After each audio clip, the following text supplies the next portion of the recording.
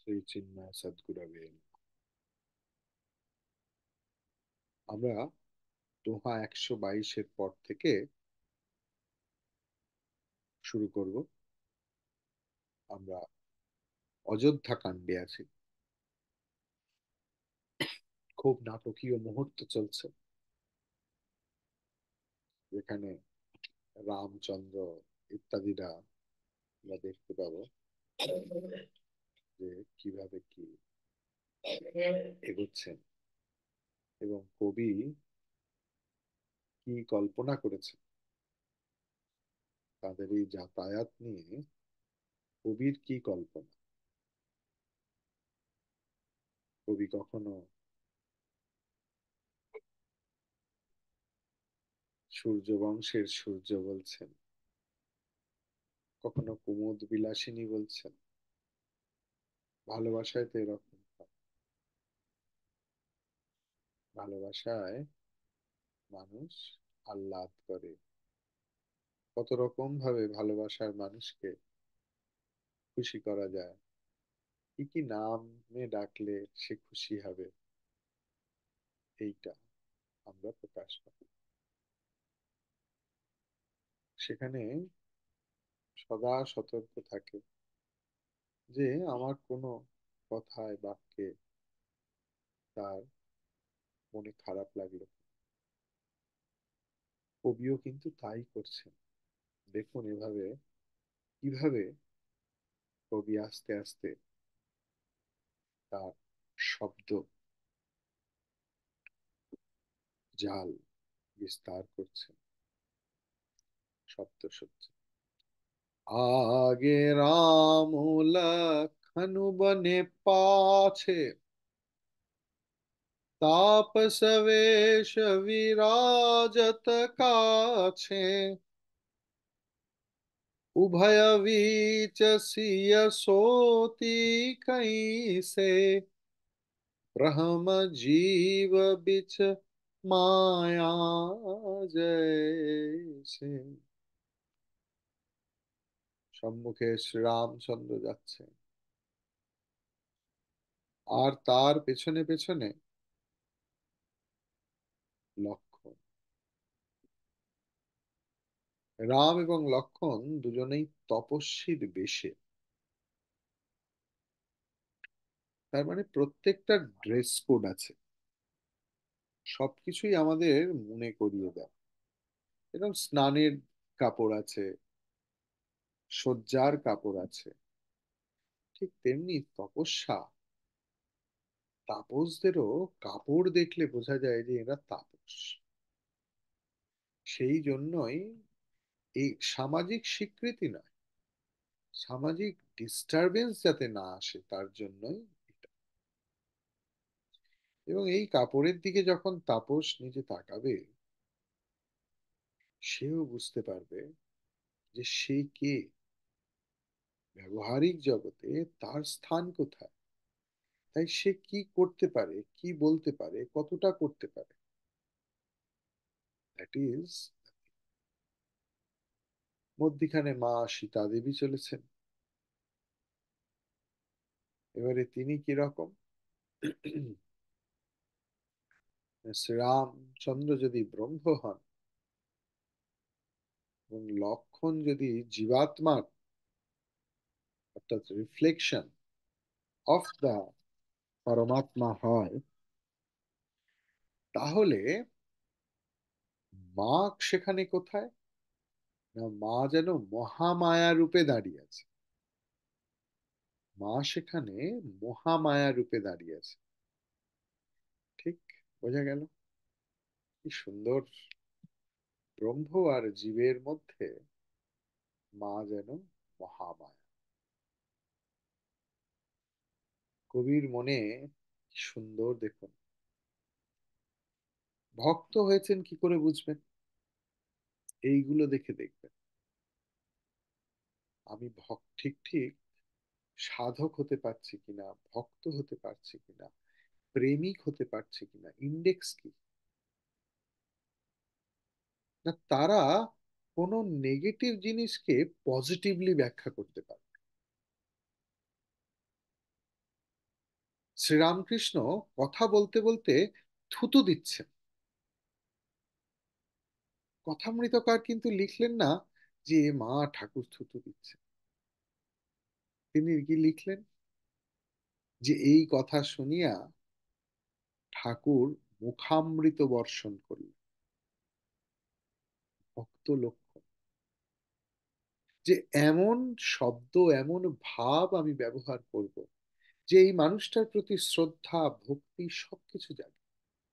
আজকে শ্রীরামকৃষ্ণের এই যে শ্রেষ্ঠত্ব, এই যে প্রচার, তার জন্য কথামৃতকার 90% দায়ী, অন্তত ভারতীয় কনটেক্সটে। তার কারণ ঠাকুরের কথা স্বামীজি প্রায় বলেনি।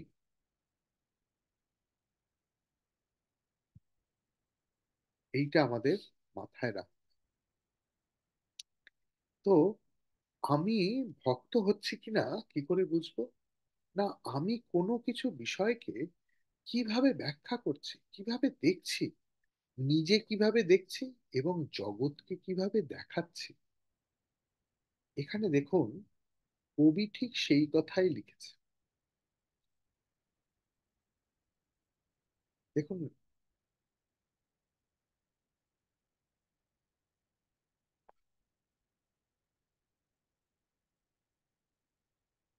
তুলসীদাসজি রামচন্দ্র চরিত্রের সবটা জানে,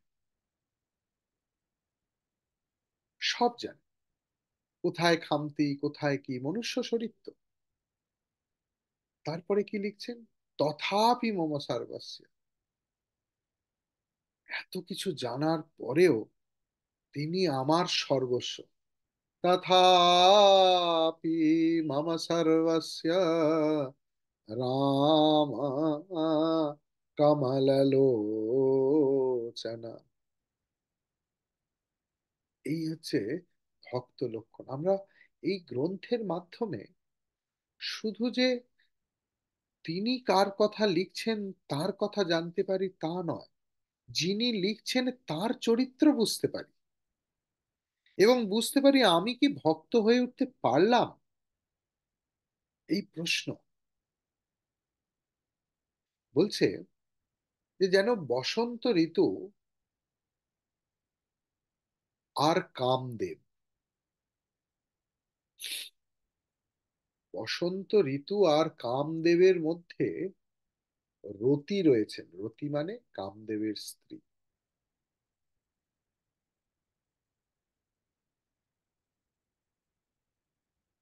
মানে তার মনে বিভিন্ন রকমের ভাব আসছে, কবির মনে। কামের দেবতা এবং ঋতু, অ্যাম্বিয়েন্স। রেস্টুরেন্টে গেলেই ওই খাবার শুঁকলেই তো আমাদের খিদে পায়। সেই জন্যই তো ওরা এমন একটা জায়গায় করে, বা আপনি দেখবেন এখন স্ট্রিট ফুডেও এমন জায়গায় করে যেখানে যে খাবারগুলো শুঁকলেই মনে হয় যেন খিদে পায়, খিদে পায়। তো এখানেও তাই। বলছে যেন বসন্ত ঋতু আর কামদেব, আর তার মধ্যখানে তার স্ত্রী রতি রয়েছেন। আবার তিনি হৃদয়ের অন্তঃস্থল মন্থন করছেন। কি দেখছেন? যে যেন চাঁদের পুত্র এবং চাঁদের মধ্যিখানে, চাঁদের পুত্র এবং চাঁদের মধ্যিখানে কে আছেন? না, চাঁদের স্ত্রী রোহিণী আছে, স্বমহিমায় বিরাজ করছে। তাহলে বুধ হলো চাঁদের পুত্র, আর চাঁদের স্ত্রীর নাম হচ্ছে রোহিণী। প্রভু খালি পায়ে হাঁটছেন, মাটিতে অনেক জায়গাতেই দাগ পড়ছে। শিষ্য কি করে? না, গুরুর ওপরে উঠতে চায় না সে। উত্তম শিষ্য গুরুর কাজে দাগ বোলায়, তবেই পরম্পরা ধরে রাখা যায়। তবেই পরম্পরা ধরে রাখা যায়। আপনি দেখবেন যে পরম্পরাই হোক, সে রামকৃষ্ণ পরম্পরা হোক, বৈদান্তিক পরম্পরা হোক, সেখানে আমরা দেখেছি যে যিনি প্রতিস্থাপক তার অনুকরণ নয়, অনুসরণকারী। এখানে সীতা দেবী রামচন্দ্রের যে পদচিহ্ন, তার মধ্যেই পা ফেলে প্রভুর চরণ চিহ্নকে আরো স্পষ্ট করে দিচ্ছেন। এবং কেমন ভাবে পা ফেলছেন? এবড়ো খেবড়ো ভাবে নয়। প্রভুর যেখানে বুড়ো আঙুল সেখানে বুড়ো আঙুল, যেখানে মাঝের আঙুল সেখানে মাঝের আঙুল, অর্থাৎ চরণ চিহ্নকে অক্ষুণ্ণ রাখছেন।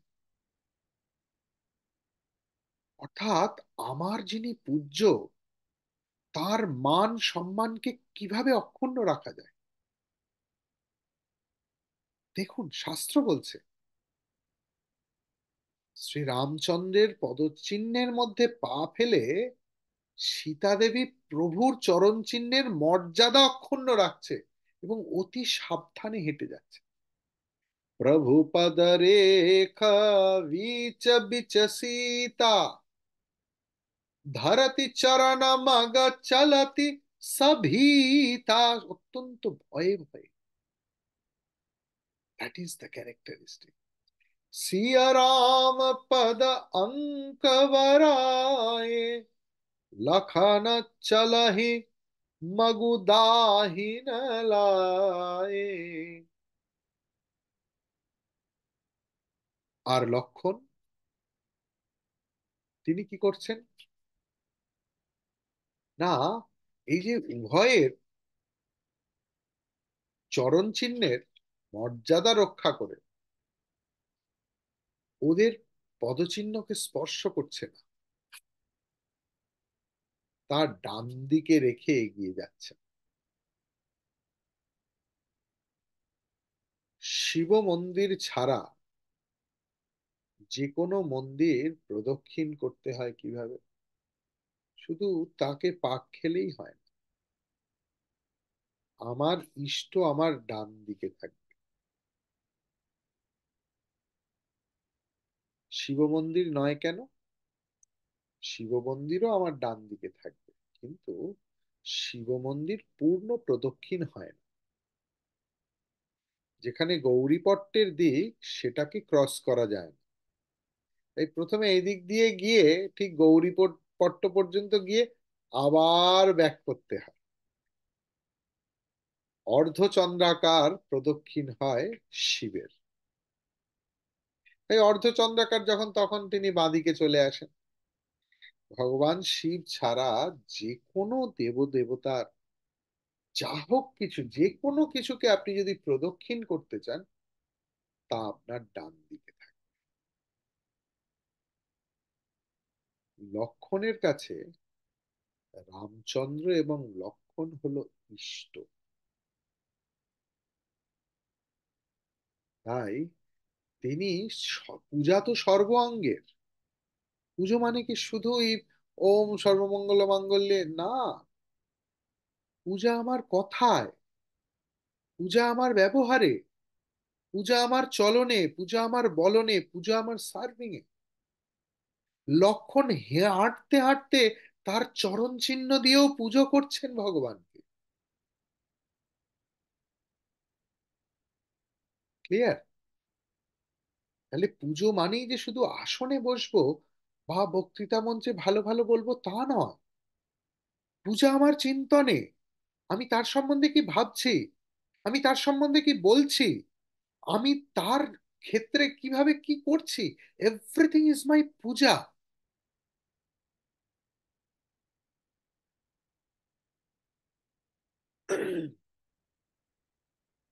সীতা মা, রামচন্দ্র আর লক্ষ্মণ,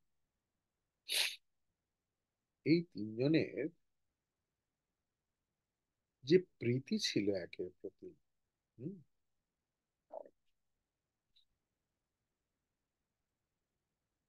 তা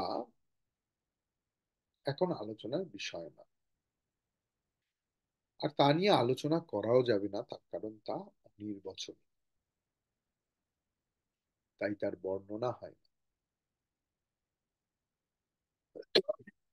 সবাই সেই বর্ণনা, সেই তাদের অপরূপ প্রেম ও মাধুর্য দেখে প্রকৃতির সমস্ত কিছু মুগ্ধ হয়ে যাচ্ছে। পশু পাখি গাছপালা সবাই। ভগবান রামচন্দ্র, মা সীতা এবং লক্ষ্মণ পশু পাখিদের গাছপালারও চিত্ত হরণ করে নিচ্ছে।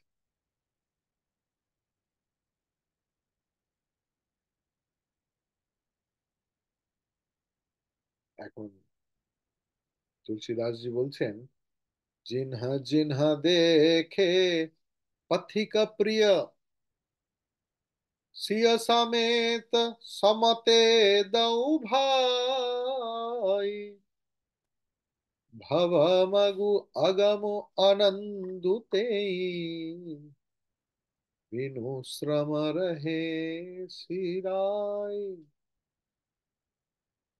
যারাই এই গমনকারী সীতা দেবী এবং এই দুই ভাইয়ের দর্শন লাভ করতে পারলো, যাদের সৌভাগ্য হলো, তারা জন্ম মৃত্যুরূপ সংসারের ভয়ানক পথ থেকে অনায়াসে এবং সানন্দে মুক্তি লাভ করলো। কেন?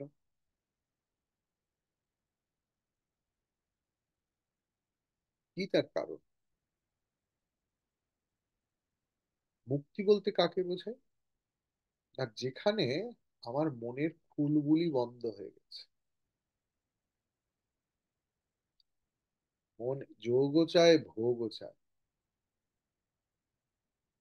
এই অবস্থা বন্ধ হয়ে গিয়ে যখন সামগ্রিক মন, সমগ্র মন সামগ্রিক ভাবে শুধু যোগকেই চায়, সেটাই তো মুক্তি। যারা শ্রীরামচন্দ্রকে একবার দেখলেন, মাকে একবার দেখলেন, লক্ষ্মণকে দেখলেন, তাদের জীবনের সমস্ত আশা আকাঙ্ক্ষা চলে গেল। যা দেখলে আর জীবনে অন্য কিছু দেখার ইচ্ছে জাগে না। ভগবান রামচন্দ্র বা সেই দিব্যত্রয়ী তাই, যাদের যে শব্দ কর্ণকুহরে প্রবেশ করলে আর অন্য কোনো শব্দ শোনার বাসনা, সমস্ত অঙ্গ প্রত্যঙ্গ ইন্দ্রিয় শান্ত হয়ে যায়, সমস্ত কামনা বাসনা চলে যায়। নির্বাসনা হলেই তো মুক্তি, তাই না? শাস্ত্র তো তাই বলছে। এদের দর্শন করতে নির্বাসনা হয়ে গেছে সব। সমস্ত মন তাদের দিকে টেনে নিয়েছে। তখনই তো রামের অনুধ্যান চলছে, তাকে জানছে। শ্রীরামচন্দ্র যদি ব্রহ্ম হন, তাহলে ব্রহ্মবেদ ব্রহ্মৈব ভবতি, তাহলে তাকে যারা জানলো তারা ব্রহ্ম হয়ে গেল। আর ব্রহ্ম হয়ে গেল মানেই মুক্ত হয়ে গেল, তাই তো? তাহলে আমাদের মধ্যে সেই বোধ কি এলো যে আমি তাকে দর্শন করেছি, আমি তাকে স্পর্শন করেছি, আমার জন্ম জন্মান্তরের স্বাদ আশা মিটে গেল, আমার আশা পুরিল রে, আমার সকল স্বাদ মিটে গেল। সেই ভাব কি এলো যে এখন আনন্দে মাতিয়া দুবাহু তুলিয়া বল রে মন হরি হরি বল। তা হলো মুক্তির অবস্থা, যখন মন ভগবত বস্তু ছাড়া আর কিছুই চায় না, সেটাই মুক্তির অবস্থা। আজও যাদের হৃদয়ে স্বপ্নেও কখনো ভগবান রামচন্দ্র লক্ষ্মণ এবং সীতা দেবীর এই তিনজন পথচারীর মূর্তি মানসপটে ভেসে ওঠে এবং তারা সেই মূর্তিকে নিজের হৃদয়ে স্থাপন করে, তুলসীদাসজি কথা দিচ্ছেন যে তারাও শ্রীরামচন্দ্রের পরম ধামের সেই পথ লাভ করে। পথই তো পথের সন্ধান দেয় গো। যে পথ চলেনি সে পথের সন্ধান পাবে কি করে? যে চলা শুরু করেছে সেই তো পথের সন্ধান পাবে। अजहु जासु उर सपने हुकाऊ, वसहु लखन सिय राम बटाऊ। राम धाम पथ पाई ही सोई, जो पथ पाव कबहु मुनि कोई। শুধুমাত্র স্বপ্নে যদি ভগবান আসেন, বলছে তাও তার এমন লাভ হতে পারে যা মুনি ঋষিদের হয়। কেন বলছে এই কথা?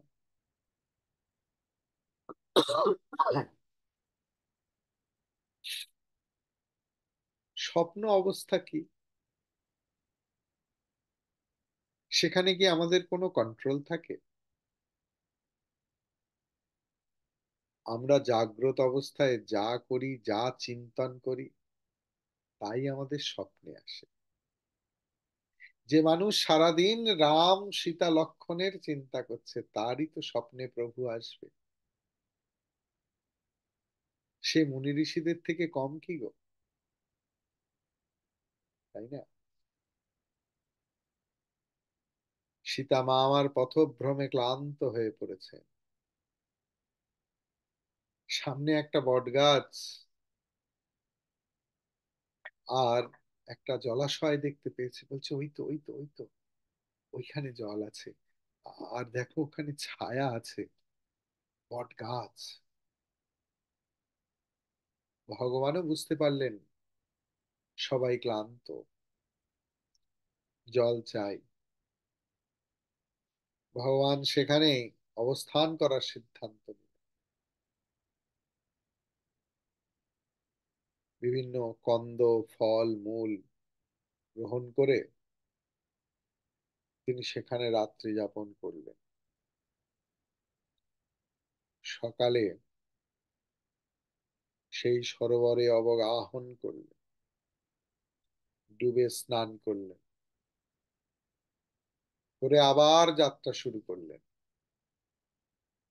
সুন্দর বনাঞ্চল, বিভিন্ন জলাশয়, অনেক পর্বতমালা, এইসব দেখতে দেখতে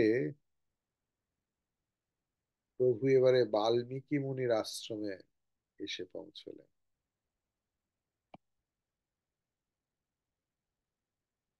মুনির এত সুন্দর আশ্রমকে সাজিয়ে রেখেছে দেখে ভগবান প্রসন্ন হলেন। পর্বতমালায়, অরণ্যে পবিত্র জল চারিদিকে, সেখানকার সৌন্দর্য আরো বাড়তে লাগে। সরোবরে পদ্ম ফুল ফুটে রয়েছে, সমস্ত অরণ্য বিভিন্ন বৃক্ষরাজিতে পূর্ণ। মত্ত মধুকর মধু পানে পান করতে করতে গুঞ্জরিত হচ্ছে এক অদ্ভুত মনোরম পরিবেশ। চারিদিকে মৃদুমন্দ বাতাস, বিভিন্ন ফুলের এবং ফলের আঘ্রাণ, মধুকরের গুনগুন শব্দ। সেও যেন ধ্যান করছে, পুষ্করাজি থেকে মধু তুলে নিচ্ছে।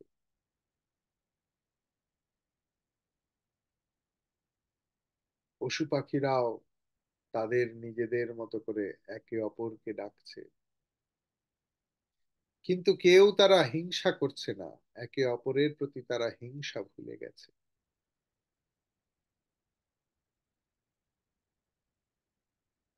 মানুষ যখন মুগ্ধ হয়ে যায় তখন তারা হিংসা ভুলে যায়। পরম পবিত্র আর সুন্দর আশ্রম দেখে কমললোচন শ্রীরামচন্দ্র প্রসন্ন হয়ে উঠলেন।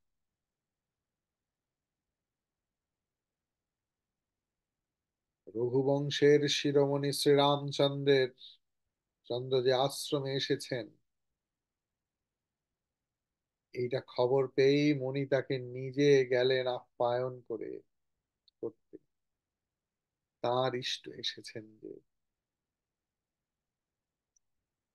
এতদিন মরা মরা জপ করতে করতে যার নাম তিনি পেয়েছেন, যার নামে মত্ত হয়ে গিয়ে জগৎ সংসার ভুল হয়ে গেছে, গায়ে উইয়ের ঢিপি পড়ে গেছে, আজ যে তিনি আশ্রমে এসেছেন, যাকে স্বপ্ন দেখেছেন, যাকে পাবেন বলে, দেখবেন বলে, স্পর্শ করবেন বলে, জীবনের পর জীবন যাকে নিয়ে তপস্যা, আজ তিনি এসেছেন।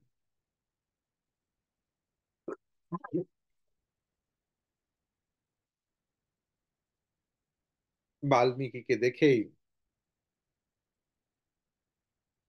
রামচন্দ্র কিন্তু তার ধর্ম ভোলেনি। যতই ইষ্ট হোক, যতই ভগবান হোক, গৃহস্থ গৃহস্থের মতো আচরণ করবে। কর্মফলে যে যা পেয়েছে তাকে তার আচরণ করতে। রামচন্দ্র দণ্ডবৎ প্রণাম করছেন ব্রাহ্মণ শিরোমণি বাল্মীকিকে, এবং বাল্মীকিও তাকে, মুনি তাকে আশীর্বাদ করছেন। সাক্ষাৎ শ্রীরামচন্দ্র সামনে দাঁড়িয়ে মুনির নয়ন ভরে গেল। মনে হচ্ছে যেন জন্ম জন্মান্তর ধরে দেখছি। চোখ বুঝছে না, বোঝাতে চাইছে না। মনে হচ্ছে সময় যদি ঠিক এই অবস্থাতেই থেমে যেত কত ভালো হতো।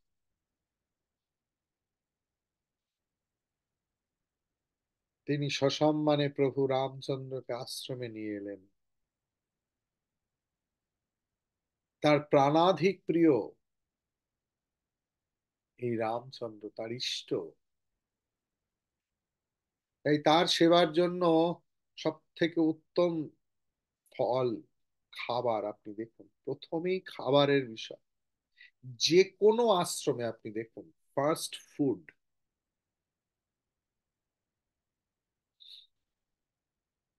বাল্মীকি জিজ্ঞেস করছে না ডায়েটে আছে কিনা, এটা খাওয়া যাবে কিনা, ওটা খাওয়া যাবে। ভক্ত পাগলের মতো সেবা করবে, সেব্য বেছে নেবে সে কোনটা খাবে কি খাবে। যে সেবক সে পাগলের মতো সেবা করবে। আমরা প্রত্যেক জায়গায় দেখেছি, প্রথমে আসার পরই দেখুন, তুলসীদাসজি উল্লেখ করতে ভোলেননি কিন্তু, প্রত্যেকটা আশ্রম প্রথমেই ফুড, তারপরে পূজা আজা। যে প্রভু এসছেন পথশ্রম। যাই হোক, ফল মূল কন্দ সংগ্রহ করে আনলেন। সীতা দেবী মা, মানে মা সীতা দেবী, লক্ষ্মণ, রামচন্দ্র প্রথমেই তা খেলেন। তারপরে বাল্মীকিজি তাদেরকে আসন দিচ্ছেন, এই করছেন, কেন বুঝেছে যে এখন আর ওইসব ফর্মালিটি নয়, এখন তাদের খিদে পেয়েছে, তাকে খেতে দিতে। তো এরপরে বিশ্রাম করবার জন্য উত্তম, সবচেয়ে ভালো স্থান দিলেন। মুনিবর রামচন্দ্রের কাছে বসে প্রভুর মঙ্গলময় বিগ্রহ, মঙ্গলমূরতি, এই যে ভগবানের মঙ্গল মুখ, মঙ্গল মূর্তি, সবকিছুই মঙ্গলময় তার। তার চোখের চাউনি মঙ্গলময়, তার স্পর্শ, তার কুন্তল দাম, তার কপোল, সবকিছু মঙ্গলময়। সচক্ষে দেখছেন বাল্মীকি, চোখ বন্ধ করতে পারছেন না, আনন্দে ডগমগ। রামচন্দ্র বুঝতে পেরেছেন। রামচন্দ্র তাকে আরো সুখ দিলেন। কি সুখ দিলেন? শ্রবণ সুখ দিলেন। প্রভু কথা বললেন, বললেন, হে মুনিনাথ, আপনি তো ত্রিকালদর্শী মহাপুরুষ। সমগ্র বিশ্বের সব কিছু আপনার করতল, মানে হাতের মধ্যে আমলকি যেরকম, হস্তামলকবৎ। শঙ্করাচার্যজি তার ভাষায় ভাষ্যে বারবার এই শব্দ বলছেন। তুলসীদাসজি বললেন করতলে আমলকির মতো। বেদান্ত কিন্তু, হ্যাঁ? তুমহ ত্রিকালদর্শী মুনিনাথা, বিশ্ব বদর জিমি তুমহারে হাথা। বদর মানে আমলকি। অনেকে বলে বদর মানে বট। ঠিক আছে, মতভেদ আছে, তা আমাদের ওইসব ভেদাভেদে লাভ নেই বাবা। বট ফল হোক আর আমলকি হোক, যেন খুব বেশি ভালোভাবে জানে, এইটা হচ্ছে কথা।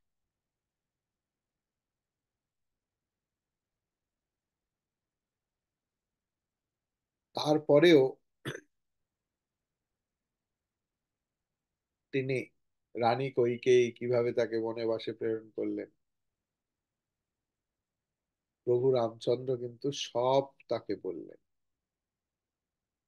প্রভু আবারও বললেন, প্রভু এবারে বাল্মীকিকে প্রভু সম্বোধন করছে, হ্যাঁ। বলছেন, প্রভু, পিতার আদেশ পালন, মায়ের হিত সাধন,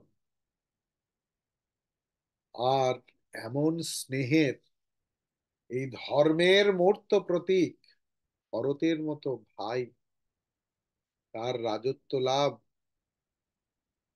আর সর্বোপরি আপনাকে দর্শন করতে পারছি মুনিবর, এটাই তো আমার পুণ্যের ফল। কি সুন্দর দেখো।